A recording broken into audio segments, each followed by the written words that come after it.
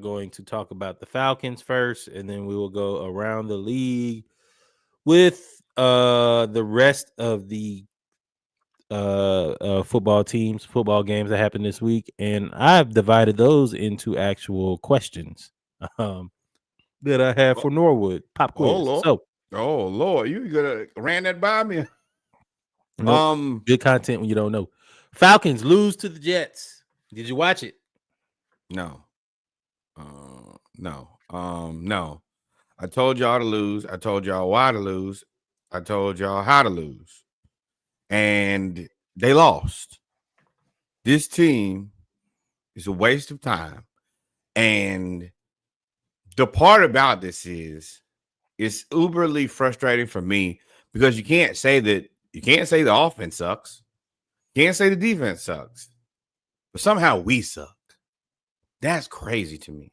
So what that has to be, that's the coach. He has to go. I'm so tired of him skinning and grinning. I hate the fact that he don't have facial hair. Everything about him bothers me now. You ready to break up with him? That's what you do when you ready to break up with a girl. Everything that you liked before just pisses you off. It just burns my soul. Kirk Cousins, 21 or 33, 234 yards and a touchdown. Now he was sacked 2 times. He's also a statue. Not big of a surprise. Bijan Robinson, 142 yards, 1 touchdown. Then also came back 5 receptions for 51 yards. So that's almost 200 yards in total offense. Kyle Pitts, 7 receptions for 82 yards, no touchdowns. Now it was 7 receptions on 8 targets, so he was getting it done. But you can't lose to the Jets, and we did. So what are we doing?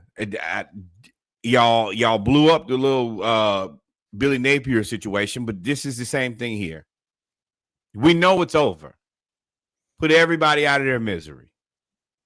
Please, Lord. A few things about this game. Yes, I agree it's over. I think everybody knows Raheem was coaching for his job, and he essentially had to make the playoffs in order to keep his job. And that is pretty much a wrap. So it seems to be the nail in the coffin for Raheem.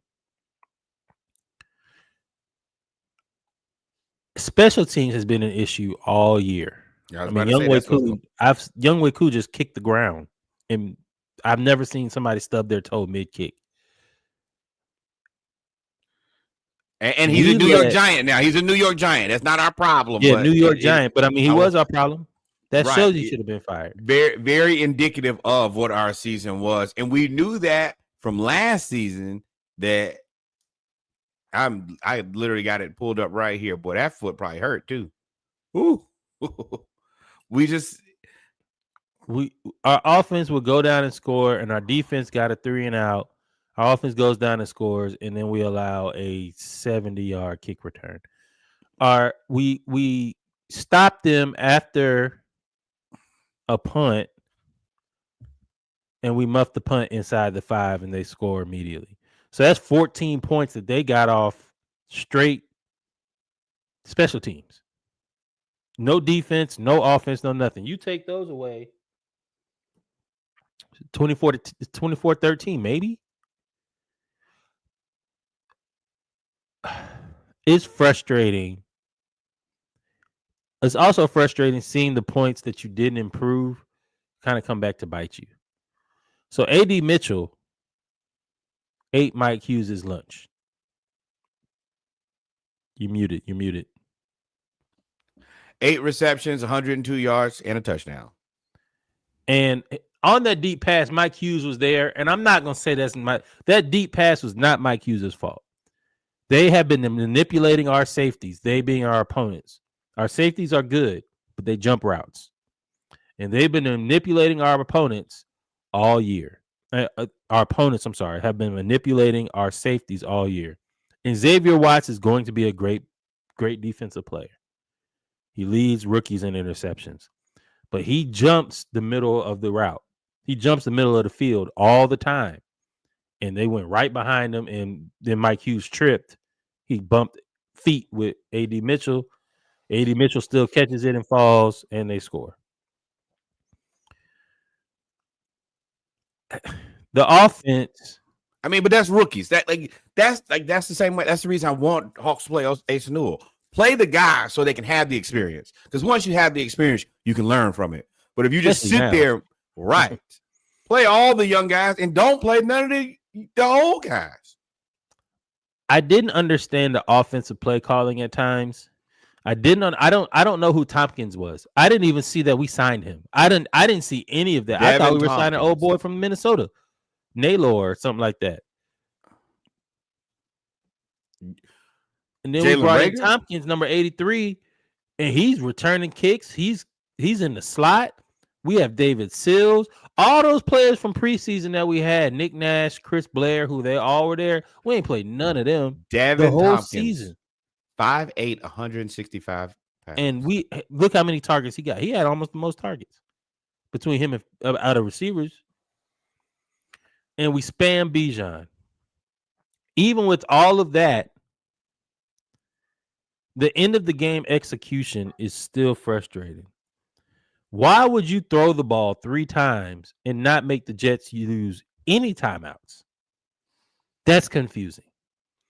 Why are we running counters and pitching the ball to Algier on a stretch play where it's a fake dive, so there's no lineman or blocking out with him? He's not the running back to do that. That's the Bijan play. Why are we doing that with Algier? I don't understand it. Why are you trying to understand it? We have known for at least a year that this ain't it. And they've confirmed everything that we already knew over this entire year. We've not learned anything about this team we did not already know, minus the rookies. And I think what we found out from the rookies, and Devon Diablo, they're good. It's just the coach. Yeah. Y'all need to go ahead and pay him right now. I agree. Do us a solid. Pay him. Pay him. Devon Diablo, we were 4-2. He got hurt, missed them 5 games. We were 4-7. led the team in tackles here. Him and Caden Ellis. He had Devon had 8 total tackles, 7 solos, 2 tackles for loss. Caden Ellis had 8 total tackles, 4 solos. And Mike Hughes had 6 solos. And a tackle for loss. That's not good when you're a DB. That's correct. Kind of they've kind of figured out. D. Alford at 5 and Jesse Bates at 4. Rotation. They figured out this linebacker rotation. They have Harrison and Diablo, and then they play Caden Ellis, and they just let Caden Ellis run around now. And him and Jalen, they had this. Now they did have this defensive package that was great. Pause if necessary. They had Caden Ellis, James Pierce, Brandon Dorless, and Jalen Walker have it on the field. And then they blitzed Devon Diablo too. No, they blitzed Jesse Bates. And they got to say that there was nobody. Shout out to Arnold Ebiketie too. He's played really well this season. I like this team. I just don't like the people who are making the decisions. There's not a lot on this team I really want to say, like, I mean, of course, special teams needs an overhaul, but always had. I mean, recently has. I mean, we need more receivers. But for the most part, the bare bones of this team, I'm very happy with. We just need some complimentary. We got to tinker. We got to tinker with 1 or 2 more things. I will say this though. Oh, go ahead. You can't tinker when coach, like, for what? What am I going to tinker for right now? So Raheem can ruin him? Jeff Ulbrich, we got to have this conversation.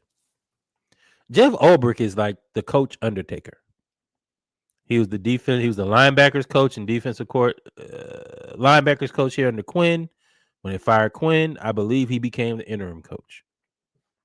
He then goes to UCLA and becomes the defensive coordinator there. They fire the coach. He becomes the interim coach. He then goes to the Jets, becomes the defensive coordinator under Saleh. They fire Saleh. He becomes the interim coach. He then comes to the Falcons.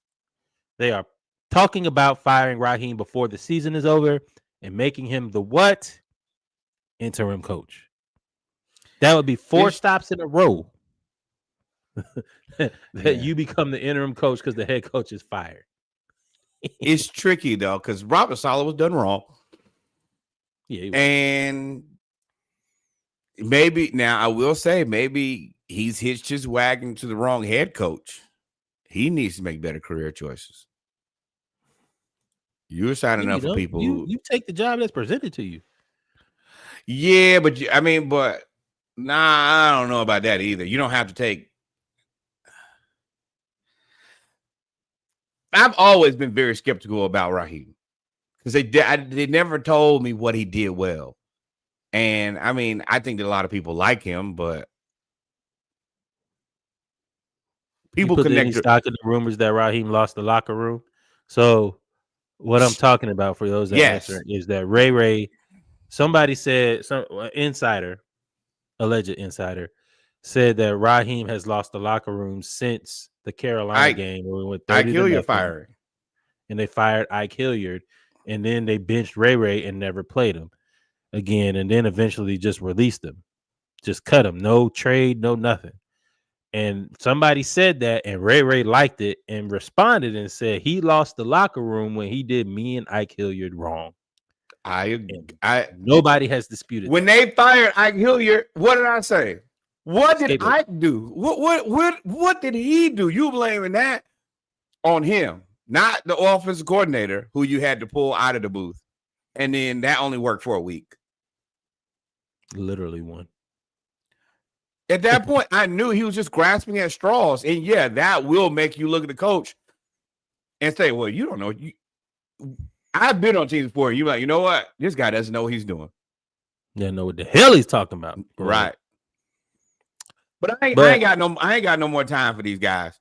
Fire Zach Robinson next. Cool. Next season.